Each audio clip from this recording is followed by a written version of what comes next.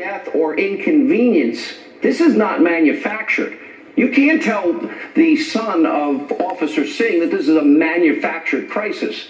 This is a real life and death situation for many American families, and I wanted to get your reaction to tonight's statement. First of all, the president gave an outstanding speech. It was concise, it was compassionate and truly compassionate. He provided the context, both in terms of what's going on the border, the expense, which is de minimis, and who's really responsible. Now, let's keep a few things in mind when you watch Schumer and Pelosi.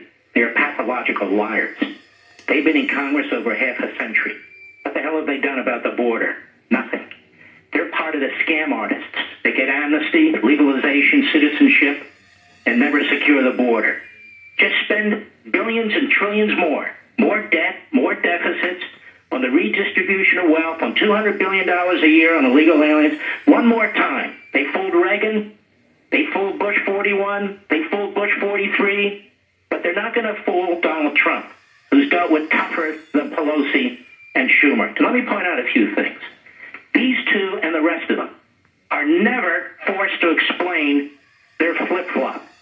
Where they voted for border security, they voted to authorize walls, they voted to fund some of the walls, and now all of a sudden it's immoral. You know what's immoral? When everybody talks about those government employees who will be temporarily inconvenienced, who will get their money back, but nobody talks about the unskilled, low-skilled American worker who has to compete with people from Guatemala, from Honduras, from Mexico, from south of the border who come into this country illegally. Nobody talks about the big corporations like Hewlett-Packard and Boeing and Disney and others who are part of the scam artist operation, who want illegal aliens in this country.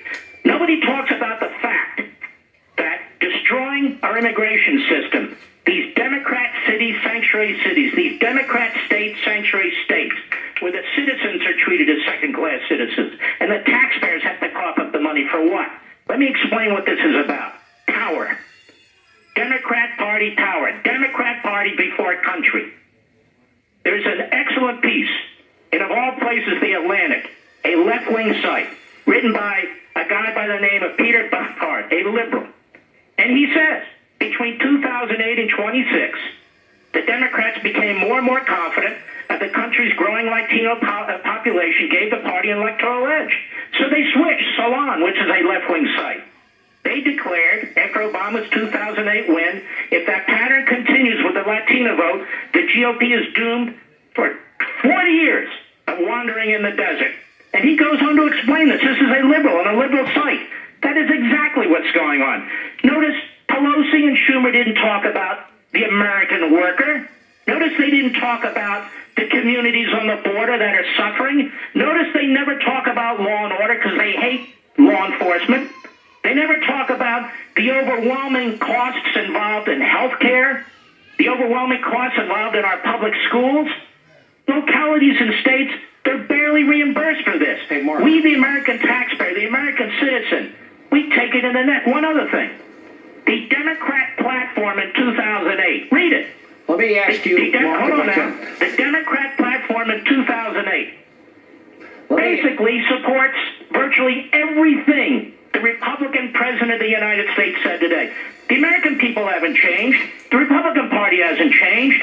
The Democrats, for political reasons and power reasons, they've changed, and they want to drag us all off the cliff with them. Hey, Mark, that's a great point, and we played their past statements many times on this program. I know you played it on your radio show in Life, Liberty, and Levin.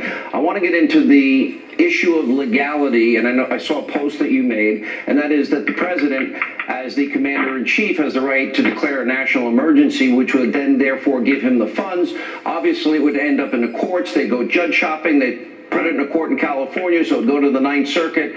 I want to talk about the legality of that, and also, as the commander-in-chief, constitutionally, this is your wheelhouse, wouldn't he have the ability to say that this is a national security issue, and as such, be able to appropriate funds from the Defense Department as well? Doesn't he have other options here? As usual, no brag, just fact. It's left to me to straighten out all the phony experts on cable and network TV who have law degrees and pretend they know something.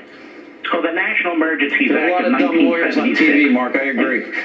And basically, Congress passed this to tighten, to limit what a president can do unilaterally. And there's a provision in the statute. It's a statute, so it's not the president acting unconstitutionally. And in this statute, if Congress wants to reverse or halt what the president is doing unilaterally, it takes a joint resolution of the House and Senate, a majority vote of both. So there is a check. That's number one. Number two, these powers essentially, in different iterations in the past, different laws in the 20 past, seconds, Mark. go back before Abraham Lincoln.